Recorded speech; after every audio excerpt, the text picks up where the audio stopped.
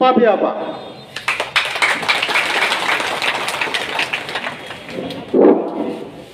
বিসমিল্লাহির রহমানির রহিম।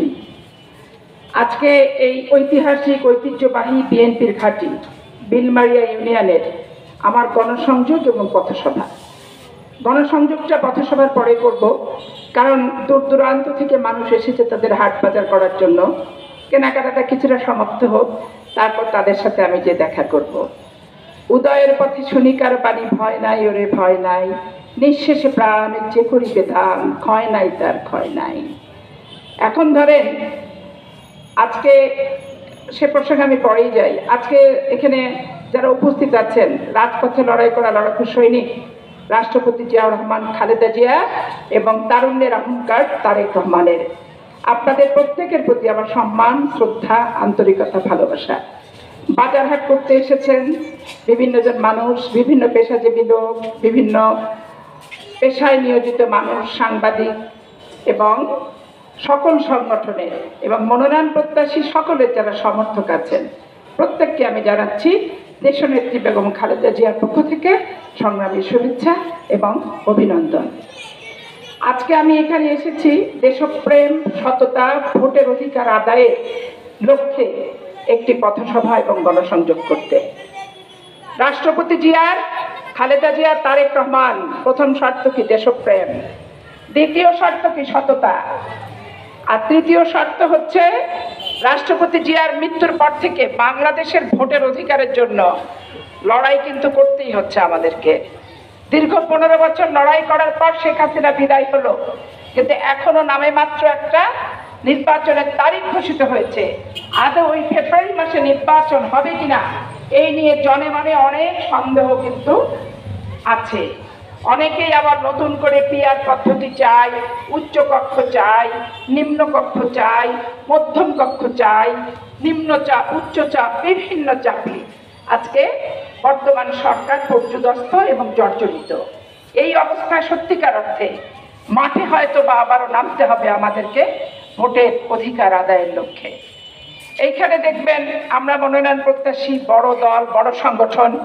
এখানে ফজলুর রহমান পটল সাহেব ছিলেন, উনি মৃত্যুর পর থেকেই নমিনেশন, 18 সালে এখান থেকে আমিও কেন্দ্র থেকে নমিনেশন চেয়েছিলাম।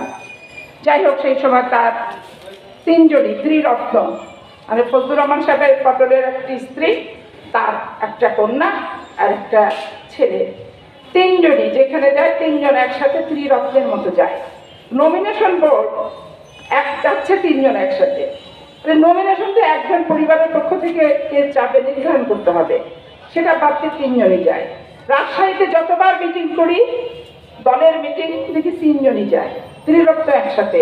সেদিনে আমি বুঝেছিলাম যে আওয়ামী লীগ বিতাড়িত হলে বাংলাদেশে যদি কোনোদিন ভোটের অধিকার আদায় হয়, মানুষ যদি স্বস্তি এবং শান্তির নিঃশ্বাস ফেলতে পারে, তাহলে ত্রিরত্নের ভিতরে ফাটল ধরবে এবং এই ত্রিরত্নের আগুনে লালপুর বাগাতিপাড়াবাসী জ্বলবে।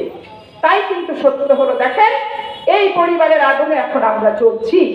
রাজনীতি করেছি আমরা, মাঠে ময়দানে লড়াই করেছি আমরা, মামলা খেয়েছি আমরা, ত্যাগ করেছি আমরা। একদিনের জন্য বেগম খালেদা জিয়াকে ছাড়িনি আমরা, একদিনের জন্য এই দলকে ছাড়িনি আমরা। অথচ মনোনয়ন প্রত্যাশীদের অবস্থা দেখেন, একটি পরিবার খণ্ড বিখণ্ড, 3 ভাগে বিভক্ত, এ ওর বিপক্ষে, ওর বিপক্ষে। বাবার শব্দ যদি বাস্তবায়ন করতে হয়, তার বাবা সব ভাই বোনদেরকে নিয়ে কিন্তু একসাথে একত্রিত হয়ে চলেছে। বাবার বিন্দুমাত্র দৃষ্টিভঙ্গি তার স্ত্রী এবং সন্তানদের ভিতরে কিন্তু প্রতিফলিত করতে হয়। এখানে দেখেন তার ব্যতিক্রম উঠে গেছে। যেখানে মিটিং করতে যাই, আমাদের ছেলেপেলেরা যারা অর্গানাইজ করে তাদেরকে প্রশ্ন করে, আপা অনেক দেরি করে আসছো। ভাই, আমি তো হালুয়ার ভাগ দিতে আসিনি, আমি তো টেন্ডার বাড়ি করতে আসিনি, আমি তো আমার লোককে কলেজের সভাপতি নিয়োগ করে ওই শিক্ষক নিয়োগে পয়সা খাওয়ার জন্য আমি আসিনি। আমি ওই সুগার মিলের কোয়ার্টারের এবং সুগার মিলের চাকরি বাকরি নকরি হাড্ডি লোহা লক করে টেন্ডারবাজি করতে তো আমি আসিনি। আমি বাংলাদেশের দল করি, 18 সালে মনোনয়ন চেয়েছিলাম, আমি এখনো মনোনয়ন চাই।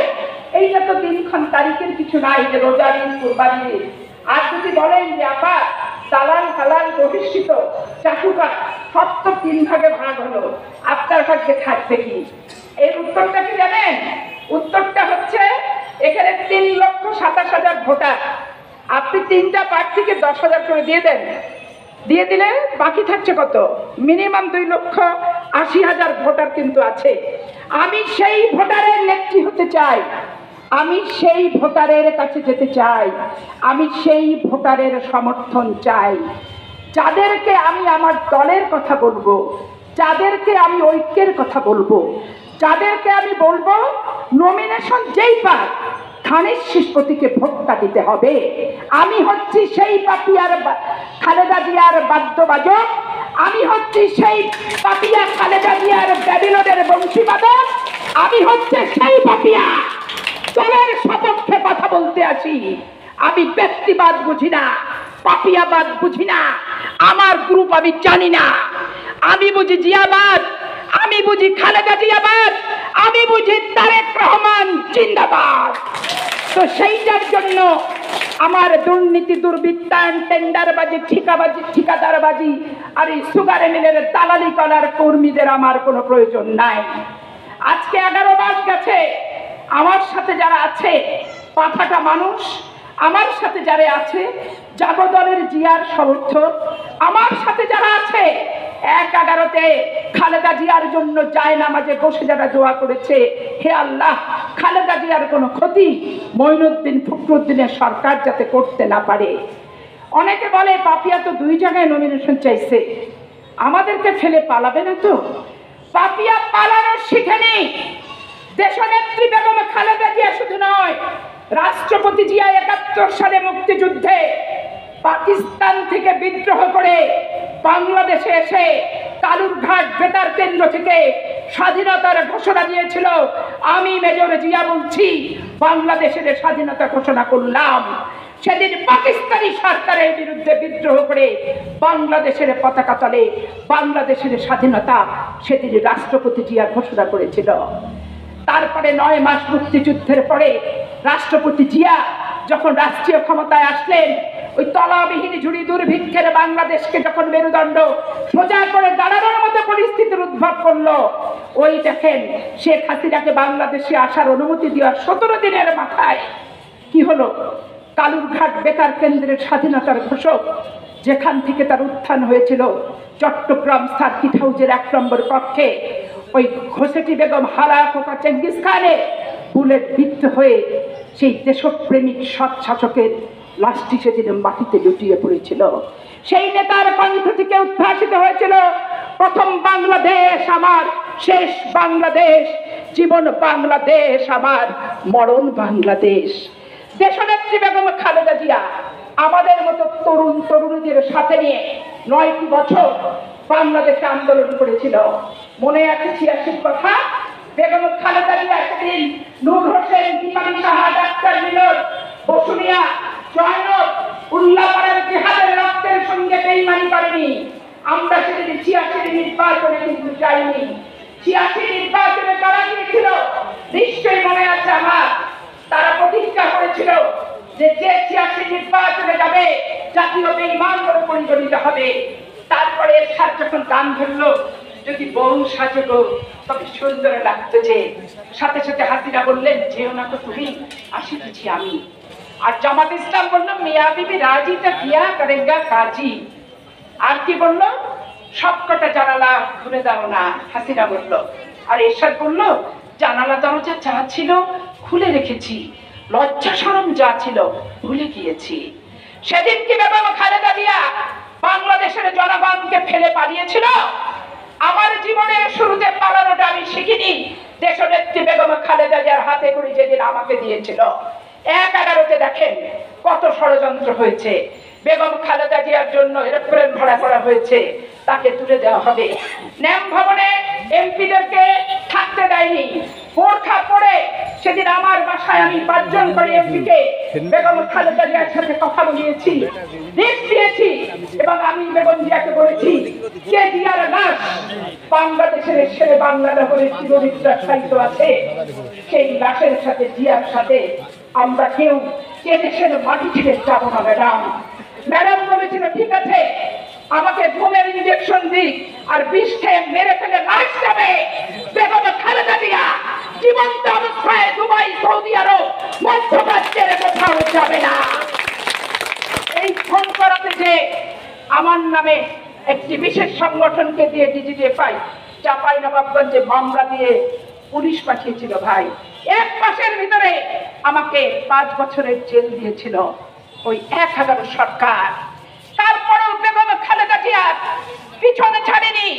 জেলখানা থেকে মুক্ত করে বেগম জিয়ার সাথেই তারপরে এই 15টি বছর হাসিনা বিরোধী আন্দোলন করেছি। পুলিশের মার খেয়েছি, পিটা খেয়েছি, রংপানি খেয়েছি। পুলিশের রিমান্ড নিয়েছে, 80টা মামলার আসামি করেছে। রাস্তাঘাটে রড দিয়ে, লোহা দিয়ে ঠেকা করেছে। যখন মঈনুদ্দিনের ওই মঈনুল রোডের বাড়ি বেগম খালেদা জিয়াকে উচ্ছেদ করতে চায়, যেখানে আমি প্রতিবাদ করাতে মনে হচ্ছে আমাকে লাশে রূপান্তরিত করবে, এক কাপড়ে আমার নেত্রীকে সেদিন বের করে দিয়েছিল। আজকে পটল ভাইকে জিজ্ঞেস করতে চাই, আপনি কবরে শায়িত আছেন, আপনার স্ত্রী, আপনার পুত্র, আপনার কন্যা কোথায় ছিল সেদিন? কিসের সুবাতাস খাওয়ার জন্য আজকে লালপুর বাগাতিপাড়াকে খণ্ড বিখণ্ড করছে, আপনাকে টুকরা টুকরা করছে? পটল প্রেমিক যারা, তারা এটা সহ্য করতে পারছে না। মুসলমান যারা, তারা এটা মেনে নিতে পারছে না। এর পরিসমাপ্তি টানতে পারে একমাত্র ফজলুর রহমান পটল এর স্ত্রী শিরিন জাহান। কিন্তু উনি করছেন কি? পক্ষপাত করছেন। তাহলে ভাই, আগে আসা দেরিতে আসা, কবে ফজলুর রহমান পটলরা আসবে? ওর সাথে দিনটাই মিলায় আসতে হবে তার ছেলে মেয়ের সাথে আমাকে। এইরকম কোনো কথা আছে নাকি ভাই? ওটা কি শবে বরাতের দিন, না মহরমের দিন, না কুরবানির ঈদ, না 27-এ রোজার রাত ছিল? যে ওই রাতে না আসলে পূর্ণ হবে না? ওই রাতে না আসলে আমি দলের কর্মী হব না? ওই দিন না আসলে আমার আশা হবে না? যারা এই সমালোচনাটা করেন তাদের কাছে আমার প্রশ্ন থাকলো। আবার অনেকে সমালোচনা করেন, উনি তো 2টা সিটে নমিনেশন চাচ্ছে, উনি যদি ওই সিটে নমিনেশন পেয়ে যায় তাহলে কি আমাদের থাকবে? আমি আপনাদেরকে স্পষ্ট করে বলি, আমি 1991 সাল থেকে ওই সিটে নমিনেশন চাই। আমার বিয়ের আগ থেকে সালাম তালুকদার সাহেব 91 সালে আমাকে নমিনেশন দিয়েছিল। এইটা তৎকালীন সময়ে যারা স্ট্যান্ডিং কমিটির মেম্বার ছিল তারা জানে, কিন্তু সেটা ক্যান্সেল করা হলো পরবর্তী পর্যায়ে স্থানীয় লবিং গ্রুপিং এর কারণে। বলা হলো পাপিয়া একটি তরুণ মেয়ে, অবিবাহিত, পাপিয়া আগে রাখছিল ভিপিজিএস হোক, তারপরে পাপিয়া সরাসরি নির্বাচনে অংশগ্রহণ করবে। সেদিন সালাম তালুকদার মন খারাপ করে, আমার বাবার মতো ভালোবাসতেন উনি, আল্লাহ ওনাকে জান্নাতবাসী করুক, বললো যে পাপিয়া, ভিপিজিএস হওয়ার মতো পরিবেশ বাংলাদেশে আছে কিনা আমি জানি না, স্বৈরাচার এরশাদের সময় ভিপিজিএস ভোট হয় কি হয় না, তবে তোমার কাছে আমার দোয়া থাকলো। তোমার ভিতরে আমি যে আগুন দেখেছি, এই আগুন কনস্পেসি করে ষড়যন্ত্র করে নিভানো খুব কঠিন। আমি সেদিন ওনার বক্তব্যটাকে মেনে নিয়ে ওই 91 সালে চাঁপাইনবাবগঞ্জের 3টা সিট এবং ব্যারিস্টার আমিনুল হকের সিটে জানের উপর দিয়ে ধানের শীষের ভোট করার জন্য এক প্রান্ত থেকে আর এক প্রান্ত ছুটে গেছি ভাই। আজকে যদি কেন্দ্র আমাকে জিজ্ঞেস করে তুমি কোথা থেকে নমিনেশন চাও, আমার একমাত্র প্রায়োরিটি লালপুর বাগাতিপাড়া, লালপুর বাগাতিপাড়া, লালপুর বাগাতিপাড়া। এখানে হয়তো বলবেন যে লালপুর বাগাতিপাড়া নমিনেশন না পেলে আপনি কি করবেন? ওইখানে ভাই একজন ব্যবসায়ীকে লালমনিরহাট থেকে হায়ার করে দেয়। আমি সারা জীবন, বেগম জিয়া আমার নিজের বিয়ে দিয়ে আমাকে বলেছিল যে তুমি এই জায়গায় একটা বিশেষ সংগঠন, আমি নাম করতে চাই না এখানে, সেটা খুব ওখানে ডিস্টার্ব করে এবং বিএনপি সংগঠন হতে দেয় না। এই সংগঠনটাকে তোমাকে সাংগঠনিকভাবে মোকাবেলা করতে হবে। মোকাবেলা করে 3টা সিটকে এমপি নির্বাচিত করার পর তোমার ফয়সালা আমি করবো। 18 সালে ভাই 3টা যুক্ত, রাতের বেলা 11টা ইউনিয়নের সাধারণ ভাইটা কেটে নিয়ে চলে গেছে। রাতের বেলা 11টা যদি কাটে তাহলে আর 5টা ইউনিয়ন দিয়ে কিভাবে জেতাতে পারি?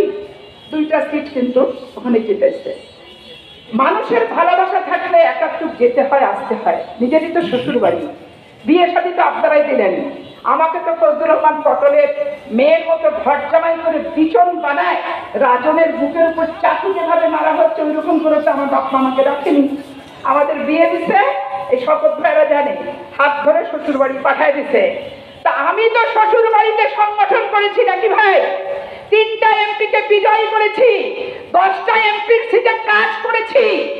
কিন্তু ফজলুর রহমানের ছেলে মেয়ে সহ আরো যারা মনোনয়ন প্রত্যাশী আছে এদেরকে ইন্টারভিউ নেবেন আপনারা ধানের শীষের ভোটাররা, যে কার ভোটের কোথায় কোথায় কাজ করেছে বিগত দিনে। ভোটের কাজ না করলে কি ভোটের অভিজ্ঞতা থাকে? ভোট মানুষের কাছে কিভাবে চাইতে হয়, এই যে অভিজ্ঞতা এটা কি থাকে? থাকে না। কিন্তু তা আজকে আমাকে নিয়ে সমালোচনা করার কিছু নাই। যারা সমালোচনা করছেন তারা নিজের চরকায় তেল দেন। কারণ রাজশাহী বিশ্ববিদ্যালয়ের যে একটা ছোট ভাই, অসভ্য বেয়াদব ছোট ভাই, যারা বিশ্ববিদ্যালয়ে উগ্র এবং শৃঙ্খল ছিল, তারা এখানে আছো। আওয়ামী লীগের সময় কার কি ভূমিকা, কে কার সাথে হাত মিলাইছ, আমি কিন্তু খুব ভালো করে জানি। আবার অনেকে মনোনয়ন প্রত্যাশী হয়েছ, তারাও এই জুলাই বিপ্লবের পরে এখানে এসে কার পুকুর, কার হাট, কার ঘাট, কার মাঠ, কার কি দখলবাজি করেছ, সেটাও কিন্তু আমার নলেজে আছে। এই জন্য আমি স্পষ্ট করে বলে দিতে চাই, মনোনয়ন প্রত্যাশী ধানের শীষের ভোটারকে অর্গানাইজ করব, সংগঠনকে গতিশীল করব, দলের কথা বলবো। ব্যক্তি চর্চা, পাপিয়ার চর্চা বেশি করলে এমন ভাবে নিজেদের যা আছে নারী ভুড়ি টেনে কিন্তু আমি বাইর করবো। কারণ বাংলাদেশে আবার একটি কথা প্রচার আছে আমার সম্পর্কে, ভালোই বলেন আর মন্দই বলেন, যে আমি খুব স্পষ্ট ভাষায় কথা বলি, স্পষ্ট ভাষায় কথা বলতে পছন্দ করি। আমার যে নেত্রী, আমার যে নেতা দেশের মানুষকে ফেলে যে যায়নি, সেইটা কিন্তু আমি শিখিনি। মনে আছে জয়নাল আবেদিন ফারুককে কি নির্যাতন কিনা করা হয়েছিল, আমি কি ফেলে গেছিলাম বলেন? ওই ন্যাম ভবনে আমার রুমেই কিন্তু আমি নিয়ে গেছি, আমি ওইখান থেকে ইউনাইটেড হাসপাতালে কিন্তু ভর্তি করছি, ওইখান থেকে স্ট্রেচারে করে আমি হাইকোর্টের উকিল যেহেতু, তাকে জামিনও কিন্তু আমি করছি, তাকে বিদেশ তখন পাঠানো হয়েছে চিকিৎসার জন্য। মাঠে ছেড়ে পালানোর ইতিহাস পাপিয়ার কিন্তু নাই। বাবা ছিল, দায়িত্ববান ছিল, বাবা মা পৃথিবী থেকে বিদায় নিয়েছে, লালপুর বাগাতি করা মানুষের প্রতি আমার দায়িত্ববোধ ব্যাপক হারে বেড়ে গেছে। ভালোবাসা আগেও ছিল, এখনো আছে, অদূর ভবিষ্যতেও থাকবে। আমি নমিনেশন না পেলে কি হবে? আমার অভিজ্ঞতা, আমার যোগ্যতা, আমার প্রজ্ঞা, এগুলো কি মুছে যাবে? এমপি হলে ব্যাপক যোগ্যতার মালিক হয়ে গেল, আর এমপি না হলে কোনো যোগ্যতা হলো না, এইটা কিন্তু কোনো বিষয় কিন্তু না। এইখানকার যারা উপস্থিত আছেন, আপদ বিপদ বালা মুসিবত ন্যায্যভাবে যেটা হবে, অবশ্যই আমি যতদিন বেঁচে থাকবো সেটা আপনারা আমার কাছে সেই সাহায্যটুকু পাবেন। কিন্তু এইটুকু মাথায় রাখতে হবে, এইটা মনে রাখতে হবে সকলকেই। কিন্তু আমি এখানে টুকটুকি বাজাতে আসিনি ভোটের দামামা নিয়ে, যে ভোট আসছে সিডিটাল আসলাম। আমি কোনো বাংলাদেশেই পার্টি করে বেড়াই। কেন্দ্রের কর্মসূচি দেখেন, আমাকে যেখানে যেখানে পাঠায় আমার উপস্থিতি হচ্ছে 100%। আর এই যে সব মনোনয়ন প্রত্যাশী, কোনো জেলায় যাওয়ার কোনো অভিজ্ঞতা নাই। পার্টির কর্মসূচি পালন হিসেবে শীততাপ নিয়ন্ত্রিত কক্ষে বসে 2-4 জনকে মুক্ত করে শীততাপ